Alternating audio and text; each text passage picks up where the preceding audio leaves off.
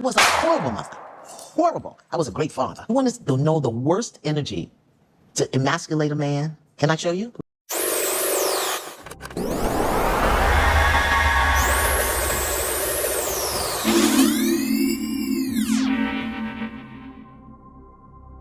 I was a horrible mother. Horrible. I was a great father.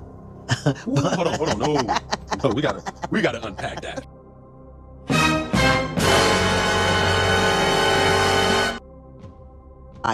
I did the protecting. I did the, guiding, and I didn't do the nourishing, the nurturing, the affirming. I didn't do that. Now, the reason why I loved that Dr. Lyanla said this is because, there are so many women who are operating, again, out of frustration, out of anger, and because the man is not in the situation in the way in which maybe they would have wanted him to be, or because they put themselves in this situation, let's be honest, knowing that man was not going to be around, but they decided to have the baby anyway because they were having the baby for themselves because their body, their choice, regardless of the situation. I think that it just exposed a lot of the dynamics that people actually and genuinely go through, and, it opened up a conversation that we don't have all the time. Right? There's always conversations about deadbeat daddy. There's always conversations about how men ain't this and men ain't that. There's always conversations about, the effect of fatherless, kids being fatherless and fatherless children. But we never talk about that. Even though there are women who stay, and I want to say this, and I'm going to break it down because I don't want it to come off the wrong way. But we always talk about the fact that the women stayed and took care of their children. Again, their body, their choice. They chose to do this. But we never talk about the manner in which they chose to stay. Emotional damage. Right? And so the manner in which you choose to stay matters. If you are choosing to be a parent because you was trying to quote unquote trap this person, or you're choosing to be a parent because you don't believe in certain things, but at the same regard, the children are suffering based off of your actions towards them and are being exposed to so much trauma because of the fact that you really don't want to do it, we also have to talk about that too. It's very rare that there's ever a conversation about people having, deadbeat moms or moms who are there who treated them poorly because they were frustrated that the child looked just like the daddy. Bullshit. Bullshit. Bullshit. Bullshit. But these are necessary conversations that need to be had. Very necessary. There are women who will stand in spaces and who will separate the child away from their father out of spite. But in actuality, based off of statistics we've already seen, that children who grow up in the household with their father are better off than children who grow up in single mother households. There are women who will, stand in the gap and, as I said, cause a wedge between children and father. Oh, you got to give me this amount if you're going to see your kids. Or, you got to do this for me if you're going to see your children.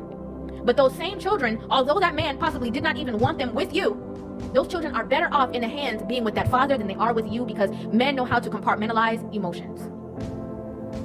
That's real. Men know how to deal in situations and say, okay, you look like your mom or you act like your mom, but that has nothing to do with this because you're my child and I'm going to raise you as my child to the best of my ability because you didn't ask to be here. You see that logic thing that men have, naturally wired in their brain? It always comes up when children are in the picture, when they are willing to play their part as a father. Deadbeat daddy. But if we actually rewind the tape and get to, the root of the situation, a lot of these children that grew up because of, deadbeat daddies because the mama didn't want to fool him no more.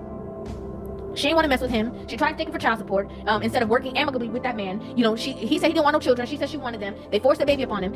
Whenever the children are involved with the father, the woman tries to insert herself into the dynamic, and so he can't deal directly with his children because she want to be in the mix. We have to have these conversations because so many men are getting this title wrongfully when the person who is pulling the puppet strings in the background is really the mama. Let's talk about it. So I didn't have time to wipe boo-boos and bake cookies and tell you how cute you are and how much I love you. Come on, let's get this done. We got to go. Vanzant, and I am a Yoruba priestess and a cultural custodian. This is not our culture. This book is anti-cultural, anti-African, and anti-historical. You're out of order.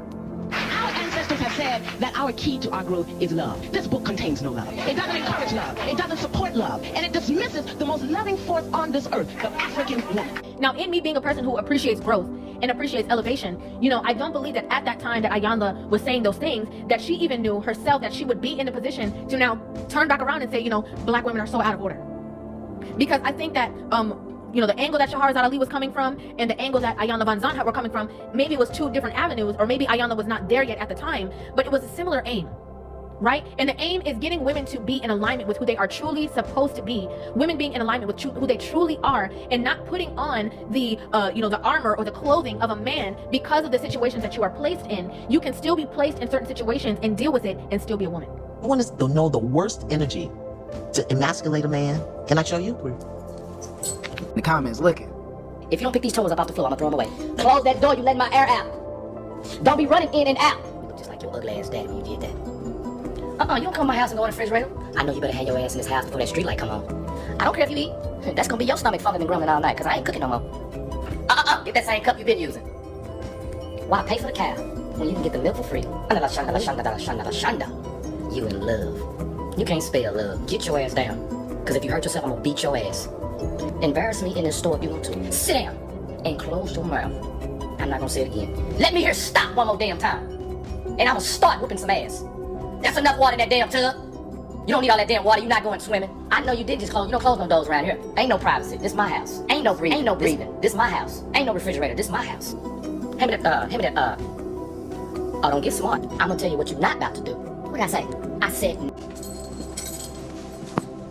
As a woman. As a woman. In our culture, our black culture, I do believe that a lot of the women right now who are single, who are feminists, who are suffering, and I'm not saying that all women who are single are suffering, I'm not saying that at all, but I'm just saying, in the predicament that we are in now, where we're gonna talk about, I'm so glad I don't got nobody's son stressing me out, I'm so glad that I'm in the situation that I'm in, that, I don't gotta worry about this and worry about that. A lot of these women who are using coping mechanisms, a lot of these women are becoming the men that they are not able to attract. Oh, and then she gonna go to the mouth too? Yep. Oh my Lord, it's violence. A lot of these women are becoming the men in which they are not able to bring in their household.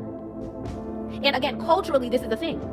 There are a lot of women from different backgrounds, from different situations, and even some black women, I would not say the majority of, black women that we see who are in certain situations, whether they have a tumultuous marriage, whether they have a tricky situation, or whether they are a single mother from whatever dynamic, majority of the black women, they deal with it by trying to become a man.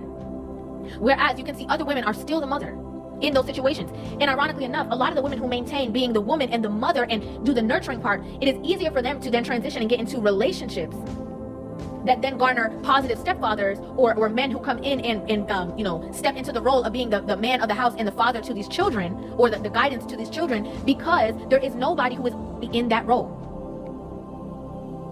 A lot of these women want the man, but they're so busy in that role of being the man. How can he has nowhere to fit. He can't fit in. He can't step into that space. He can't be there how you want him to be there, because you are already functioning within that dynamic. There's no room for another man. You're already the man of the house. There's no room for somebody to provide structure and guidance, because you're already doing that. So what place does he have? These are already not his children. Make matters worse, you acting like a man. So what place does he have? I think that's a necessary part of the conversation, and I loved the fact that she exposed that and talked about that, because that is a harsh truth that a lot of women are not willing to speak up about themselves. And I loved her for saying that. Another thing that Lyanla talked about was the true nature that women have, and our nature as women, and where our power resides. There's nothing that we as women can't do when we understand who we are. But this ain't who we are. You know who we are? Yes, ma'am. She said so much without saying anything. This is not who we are, this is who we are. And, so often, whether you look at movies, whether you look at society, the picture that is painted of black women is to be this. Right? You gotta have the attitude. You gotta be able to, tear somebody down. Sister Shahar Ali said it the best. Nobody can out-argue a black woman. It's not gonna happen. They're gonna have the last word. They're gonna say anything. They're gonna pick up something. They're gonna talk about your granny, your daddy. Like, they are going to nitpick and get there and get you with their mouth. But that's not where the power resides. The power of a woman truly resides in your ability to overstand situations. Your ability to internalize, things that are happening, and deciphering it within your mind to say, okay, I know that this person is saying this because of this. I know that this person is doing that because of that, because our nurturing nature as women allows us to have a brain that kind of works like a computer, right? But again, we have so many women who are putting on the armor of men and trying to make it work in relationships and trying to make it work in household dynamics, when how can you do that? Where is a man going to fit in? And you say you want a strong man, you say you want an alpha man, do you? Because all you're going to attract is a man who is going to allow you to have the reins.